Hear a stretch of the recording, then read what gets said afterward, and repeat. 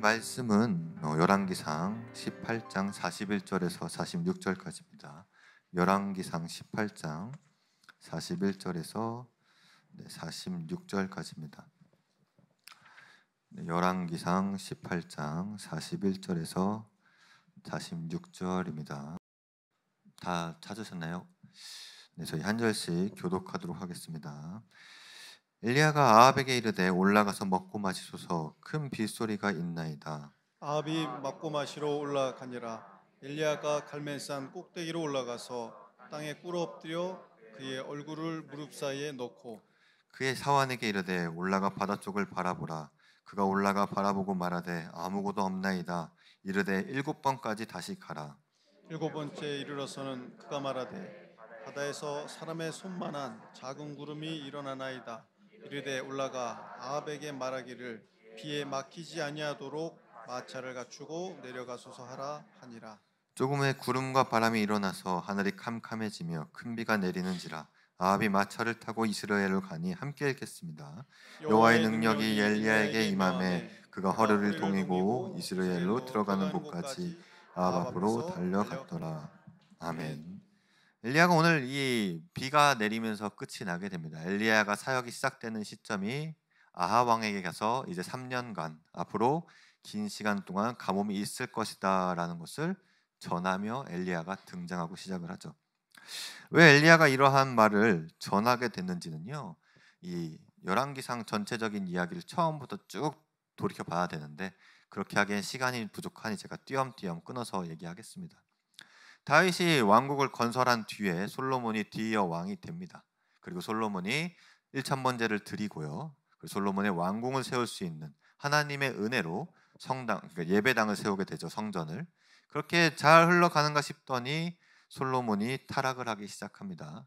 1000명의 자기 후첩들을 거느리기 시작하고요. 수많은 우상들을 세우기 시작하며 우상을 섬기며 타락하는 솔로몬 앞에 한 선지자가 나타나서 심판을 얘기하십니다. 그리고 나라를 쪼개십니다. 쪼개신 나라로서는 여로보암과 여로보암을 가지고 잠시만요. 항상 이 자리는 무거운 것 같습니다. 여로보암으로 쪼개지게 됐는데요. 여로보암이 쪼개지면서 이스라엘과 남유다라는 한 두 개의 나라로 쪼개지게 됩니다. 이 쪼개진 나라들을 바라봤을 때 하나님께서는 분명히 뜻이 있었을 거예요. 쪼갠 나라 가운데, 그러니까 솔로몬에서 떼어낸 나라가 하나님을 굳게 믿고 나아가길 원했을 텐데 그 나라는요, 금송아지 우상을 바로 세웁니다. 왜 세웠을까요? 남유다에는 솔로몬이 건설한 성전이 있었기 때문이에요. 성전을 향해 이스라엘 백성들이 절기 때마다 돌아가게 되면 결국에 망하게 될 거라는 의심을 가진 거죠. 하나님이 쪼개셨는데도 불구하고 그런 의심을 가진 겁니다.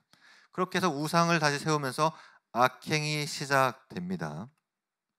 유다 왕도 그대로 악행이 시작됐어요. 르호보암이 이집트한테 공격을 당하고 보물을 빼앗기고 그리고 남창이 있었고요. 우상을 숭배했습니다.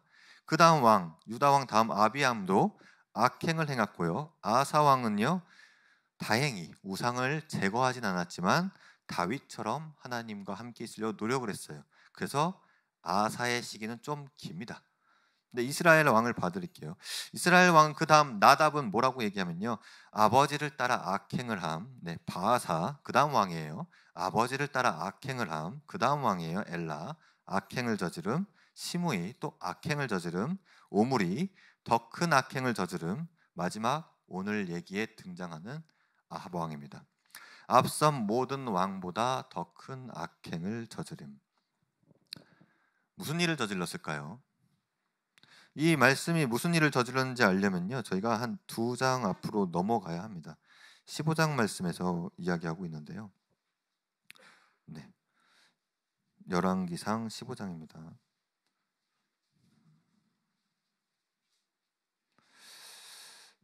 아니구나. 16장인데 16장. 16장 제일 마지막 절. 제가 읽어 드리도록 하겠습니다.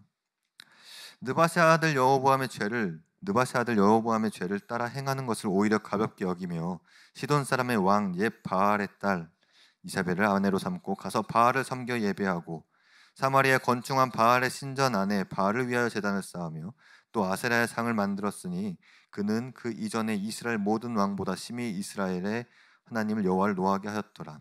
그 시대에 베델 사람 히엘이 여리고를 건축하였는데 그가 터를 쌓을 때 마가듬에 일지 않겠습니다. 이 아합 왕은요, 자기 아버지가 했던 악행을 그대로 따라하면서 한 가지 더 하죠. 바알과 아세라 신을 믿기 따라합니다. 바알은 풍요의 상징을 가지고 있고요, 아사나라는 다산의 상징을 가지고 있습니다. 이 나라가 풍요롭고 다산해지기 위해서는요, 하나님이 아니라 바알과 아세라가 필요했다는 것을 아합 왕은 이세라를 통해서 간접적으로 계속해서 이야기를 하고 있다는 거예요. 이걸 주석적인 방향을 바라봤을 때 이세라는요, 바알과 아세라 신들의 부흥을 위해서 그 나라를 개혁했다라고 이야기하고 있어요. 즉 하나님을 믿고 있던 선지자들을 다 숙청하기 시작했다는 얘기입니다. 다 제거하고 바알 선지자와 아세라 선지자들을 그 자리에 세우고 있었다는 거예요.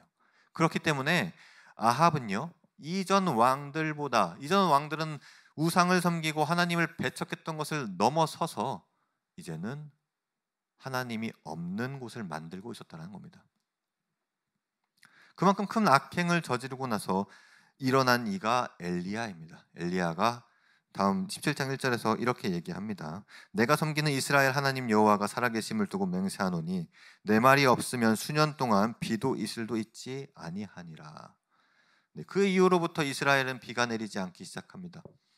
비가 내리지 않기 시작하자 모든 사람들은 힘들어졌겠죠. 비가 내리지 않으면 곡식이 자라지 않습니다. 곡식이 자라지 않으면 모든 사람들이 굶주립니다. 그 뒷이야기에 나오는 거 보면은 가부 한 명이 마지막 만찬을 즐기고 죽을 각오를 했다라고 하는데, 하나님의 은혜로서 다시 한 번 더 식사가 풍부해지는 역사가 일어나게 됩니다. 다시 전반적인 모든 것을 통틀어 잡아서요, 이 일이 왜 일어났어요? 하나님이 그저 이스라엘이 가고 있는 악행을 보시고 너네 잘못하고 있어 하고 때리기 위해서 일어난 일이에요? 그게 아니라는 거예요. 하나님이 다윗 때부터 축복했던 모든 복들이 아직 끊어지고 있지 않고 있어요. 북이스라엘과 남유다가 망하지 않고 있다는 얘기는 아직 다윗이 일어났던 그 많은 축복들이 여전히 이어지고 있다는 얘기예요. 하나님이 약속을 지키시고 있다는 얘기예요. 그런데 그 이스라엘 백성과 북유다 백성들이 자꾸 딴 길로 행하고 하나님이 어떠한 하나님인지 모르니까 자꾸 우상들에게 풍요와 다산을 바라면서 나아가는 하나의 왕국이 눈앞에 있었다는 거죠. 이스라엘을 세운 사람은 누굽니까? 다윗 왕을 세우고 이스라엘을 건국하게 만든 이가 누구십니까? 하나님이란 얘기입니다. 그 하나님을 따라야 될 백성들이 점점 이곳 점령했던 땅의 우상에 있는 풍요에 따라가며 그들을 따라가는 모습들을 보이고 있다는 겁니다. 하나님은 이들에게 회복을 필요로 했다는 겁니다. 이들이 돌이킬 수 있는 길을 만들 이유가 필요했던 겁니다. 아합 왕이 아니었더라면 그 다음 왕은, 만약 아합 왕이 이렇게까지 큰 죄를 저지르지 않았더라면 아마 그 다음 왕에서도 비슷한 일이 일어났을 겁니다. 우리는 여기서 두 가지를 알아야 합니다. 첫 번째는 악행은 윗대를 따라서 간다는 겁니다. 자기 스스로 배우는 게 아니에요. 다 얘기하죠. 아버지를 따라 악행을 저지르면, 아버지를 따라 악행을 하면, 아버지를 따라 내 윗대가 한 모습을 그대로 따라가고 있다는 거예요. 그들이 바라보기에 다산과 풍요는 하나님이 주시지 않는 거라 생각했던 거예요. 그렇기 때문에 그 악행을 그냥 그저 복습하고 따라왔던 거예요. 이스라엘 백성들에게 물어볼 수 있어요. 여러분들은 하나님을 믿지 않고 있었습니까? 라고 물어보면 아마 여기 열왕기상 전체적인 이야기에서 이렇게 얘기할 거예요. 이들은 우상만 섬긴 것이 아니라 하나님도 겸하여 섬기고 있었을 거라고 이들은 대답할 것입니다. 이들에게 하나님은 없어서 안 될 존재이기 때문에, 금 송아지가 하나님이라고 얘기할 수 있는 사람들이었기 때문에 이들의 악습은 어찌되면 윗대가 내가 살기 위해 만들어 놓은 하나의 틀 때문에 계속 진행져 왔다라는 겁니다. 다시 이것을 되돌릴 필요성을 느끼신 하나님께서는 엘리야를 보내 선언을 합니다. 네가 저지른 악행 때문에, 아합이 저지른 악행 때문에 일어난 가뭄이에요. 반드시 기억하셔야 돼요. 아합이 저지른 악행 때문에 일어난 가뭄인데, 아합 왕은 이거를 어떻게 얘기하냐면 뒤에 이야기 있으면 뒷절 18절 1절입니다. 2절입니다. 네. 잘못 봤네. 잠시만요. 네. 18절 17절에서 18절입니다. 제가 읽어드리겠습니다. 엘리야를 볼 때에 아합이 그에게 이르되 이스라엘을 괴롭게 하는 자여 너냐? 그가 대답하되 내가 이스라엘 괴롭하게 한 것이 아니라 당신과 당신의 아버지의 집이 괴롭게 하였나니 이는 여호와의 명령을 버렸고 당신이 바알을 따랐습니다. 아합이 왕이잖아요. 막대한 권력을 가진 사람이잖아요. 그렇기 때문에 모든 사람들한테 이렇게 얘기하고 다닌 걸로 보입니다. 이스라엘을 괴롭히는 자는 엘리야다. 자신이 죄를 지어놓고 자신의 죄를 깨닫지 못하고 그 선대 왕들이 했던 것을 그대로 복습하고 있는 것이 죄라 여기지 못했을 때에 자기를 괴롭게 하는 사람이 엘리야라는 겁니다. 엘리야는 그러길 원하지 않았을 거예요. 자신도 가뭄을 겪고 극심한 빈공에 목말라가면 사는 삶을 살아갔을 때 그는 간절하게 그 갈증이 해소되기를 원했을 거예요. 그는 정말 간절하게 비가 내리기를 원했을 거예요. 굶주리는 백성들이 없기를 원했을 거예요. 모든 사람이 알고 있습니다. 왕궁은 가뭄 가운데서도 배고프지 않습니다. 그곳엔 항상 식재료가 있고요. 항상 물이 있고요. 필요한 모든 것이 공급되는 곳입니다. 아무리 밑에 있는 하층들이 굶어 죽어간다고 한들, 물이 없어 목말라 죽어간다고 한들 제일 위에 있는 왕들에게는 항상 공급되기 때문이라는 거죠. 그것을 오늘 우리 두 번째 이사벨과 싸우는 장면에서 우리 볼 수가 있는데요. 네.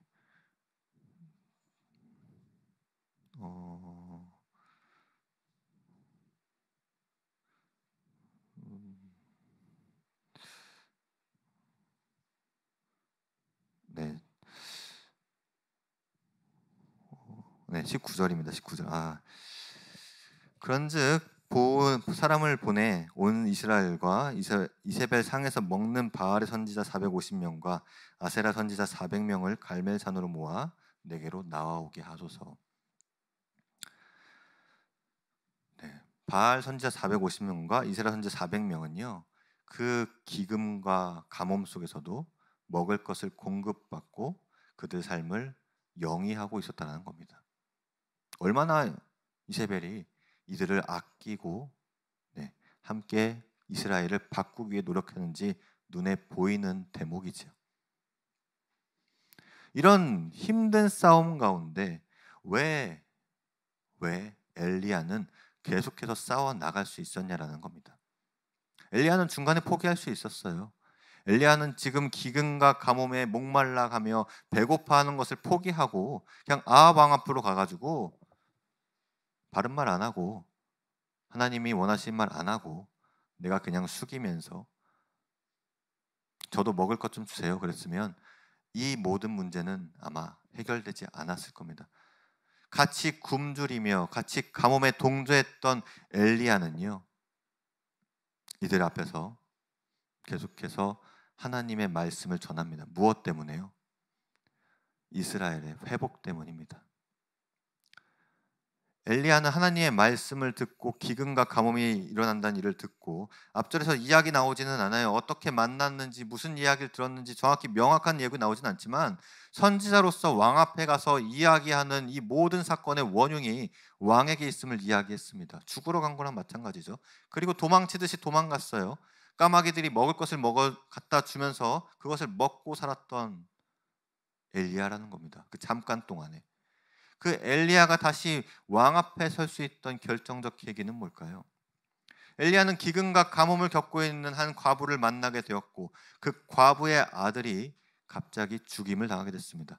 그럼 과부는요, 아합 왕이 했던 얘기를 들었잖아요. 이스라엘을 망하게 하는 자다, 멸하게 하는 자다, 괴롭히게 하는 자다. 뭐라고 얘기했을까요? 과부도 똑같이 얘기했습니다. 왜 나한테 와서 우리를 망하게 하느냐, 우리를 왜 괴롭히느냐라고 이야기하고 있다는 거죠. 그리고 엘리야는요, 이것을 통해 하나님께 기도합니다. 주님, 어찌하여 제게 이런 일을 벌이십니까? 이 아들을 살려달라고 얘기하고 기적같이 그 아들이 살아나게 되었습니다. 그리고 과부는 얘기하죠. 내가 이제야 당신은 하나님의 사람이시오. 당신의 입에 있는 여호와의 말씀이 진실인 줄을 아노라. 이 말씀을 믿고 엘리야는 다시 한 번 더 나아갈 수 있다는 것입니다. 사랑하는 새움교회 성도님들, 우리가 말씀을 믿고 나아가는 이 모든 이유, 계속해서 하나님의 은혜 가운데 전진할 수 있는 가장 큰 이유는요, 은혜가 계속해서 이어지기 때문입니다. 내가 하나님의 은혜가 끊긴 순간부터 우리는 어디를 바라보기 시작하면요, 뒤를 바라봅니다. 하나님이 이런 걸 도와주셨었어. 하나님이 내게 이런 은혜를 주셨었어. 더 이상 현재 진행형이 되지 않는 거죠. 현재 진행형이 되지 않으면서 눈앞에 보이는 현실적인 문제들과 힘들어진 상황들이 내게 닥쳐오기 시작할 때는 더 이상 하나님한테 의지하지 않게 됩니다.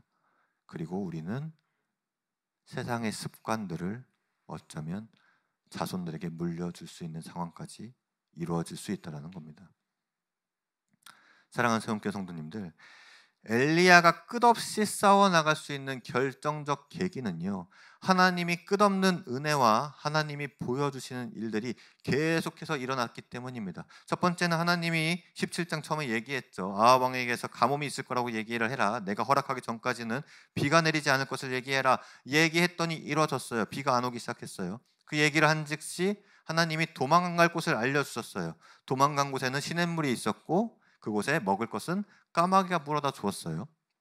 그래서 그렇게 먹고 살아오던 엘리야는 시냇물이 마르겠죠. 가뭄이었으니까요. 마르게 된 이후로는 과부를 만나게 해주셨고, 과부에게 은혜를 주사 곡식이 마르지 않는 곡식통을 주세요. 그리고 과부의 아들을 살리면서 자신이 조금 더 하나님의 진실된 삶에게 알게 되었고, 그 다음에 하나님께서 바알과 아세라와 선지자들에게 싸움을 붙는 일까지 일어나게 됩니다. 그리고 그들을 잘 아시다시피 물을 3번 붓고 적절하게 젖어 있는 그 상황 가운데 하늘에서 불이 떨어져서 번제가 일어났다라고 하는 것을 우리는 알고 있습니다. 그리고 일어난 일은 이스라엘 전체 회개입니다. 그곳에 있던 모든 사람들이 바알과 아세라에 있는 모든 선지자를 죽였고요. 그리고 그곳에 있는 모든 사람들은 참 신이 하나님입니다라는 고백을 그 당시 그때가 돼서야 하게 되었습니다. 그리고 나서 오늘 읽은 본문이 나오는 겁니다. 오늘 읽은 본문이 그제서야 나오는 겁니다. 비가 드디어 올 준비가 되었다라는 겁니다. 우리는 비가 올 준비가 된 것을 바라봤을 때 46절에서 엘리야가 얼마나 갈증했는지, 이 비가 내린 것을 얼마나 고대했는지를 알 수 있어요. 여호와의 능력이 엘리야에게 임함에 그가 허리를 동이고 이스라엘로 돌아가는 곳까지 아합을 앞에서 달려갔더라. 아합이 전차를 타고 가고 있는데 엘리야가 더 빨리 도착했다는 얘기입니다. 엘리야는 그만큼 마음이 급했다라는 겁니다.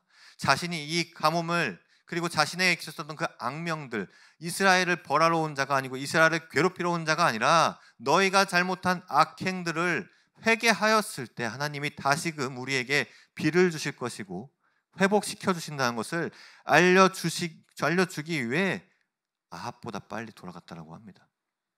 얼마나 간절했을까요? 자기가 겪었던 그 3년간의 기근과 가뭄을 가졌을 때 얼마나 힘들었을까요? 그 힘듦을 함께 겪은 백성들에게 이제 끝이야. 이제 우리가 다시 하나님께 돌아왔으니 이 힘든 기간은 이제 끝이 날 거야 라고 알리러 가고 있던 것이었습니다. 우리는 하나님과 함께함으로써, 하나님과 동행함으로써, 그리고 하나님이 채워주시는 은혜와 내 앞에 보여주시는 기적일 수도 있고 이적일 수도 있고 내게만 얘기하는 메시지일 수가 있어요. 그것들을 바라보고 함께 느끼게 되었을 때 우리는 계속해서 말씀을 전하고 복음을 알리기 위해 나아갈 수 있는 겁니다. 내 스스로의 의지로서 말씀을 더 알리고 내가 복음을 전하는 것이 아니라 하나님이 언제나 내 앞에 앞장서서 나아가고 있다라는 겁니다.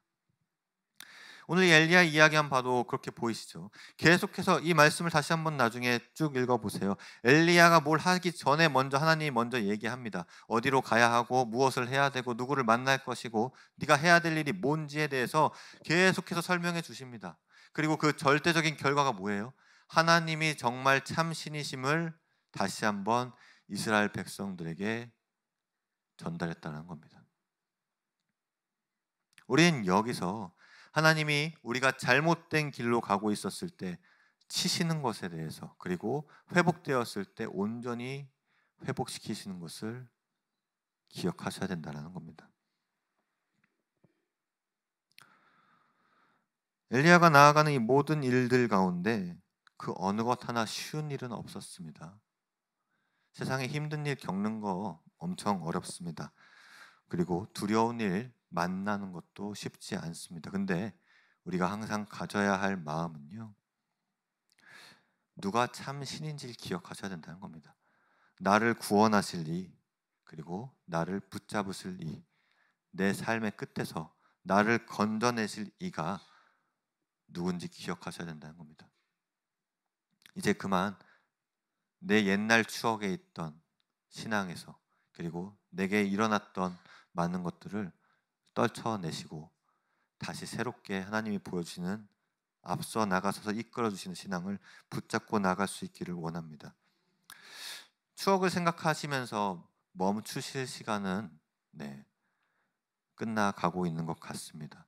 누군가 다시 한 번 더 엘리야의 시대, 다시 이스라엘이 부흥되며 이스라엘이 성장될 수 있었던 놀라운 시기는요, 모든 악행이 끝났을 때가 아니고요, 이 이후에도 다 악행이 계속 일어나요. 왕들은 계속 악행을 일으켜요. 하지만 이 잠깐 사이에 일어났던, 그 누구도 할 수 없을 거라고 여겼던, 다시 한 번 더 하나님이 진정한 신임을 이스라엘 백성들에게 보여줬던 일처럼요, 우리의 삶 가운데서도 계속해서 하나님을 믿고 나아갈 수 있는 이적과 충만함을 따라갈 수 있기를 원합니다. 마지막으로 한마디만 더 하고 마칠 텐데요, 우리는 이스라엘 같은 길을 걷고 있을지 모릅니다. 한국 교회는 한순간에 불타올랐고요, 그리고 부흥이 됐고요, 이제 100년이라고 얘기하죠. 어쩌면 한국의 미래의 모습은 유럽과 같은 교회가 되어가고 있는 모습을 보여주고 있을 수도 모릅니다. 그러나 사람의 생각으로서는, 제 생각이죠. 제 생각으로서는 앞으로 10년, 20년이 지나게 되었을 때 한국에 있는 모든 교회는 반토막이 된다라고 생각을 하고 있습니다. 이거는 사람의 생각이라는 겁니다. 그리고 사람이 가지고 있는 한계라는 거죠. 앞으로 20년이 지났을 때 하나님이 어떠한 기적과 이적을 일으켜 다시 부흥을 일으킬지는 우리는 알 수 없다는 겁니다. 한 가지 확실한 것은요, 하나님이 우리를 이끌어가고 있을 때, 우리 앞 세대를 붙잡고 나아갔을 때 내 뒷세대가 무너지는 일은 일으키시지 않는다는 겁니다. 그렇기 때문에 우리가 조금 더 옛날에 하나님이 나를 도와주셨어, 하나님이 이끌어주셨어 라는 것이 아니라, 지금 엘리야가 실시간으로 하나님을 이끌어 나가는 삶을 살아갔던 것처럼, 이 2장 안에는 3년이 넘는 시간이 들어있지만 우리 삶 가운데서 하나님을 느끼시기를 원합니다. 그리고 그로 인해서 다시 한 번 더 복음을 전하며 복음을 믿고 나아갈 수 있는 저희 세움교회 성도님들 되었으면 좋겠습니다.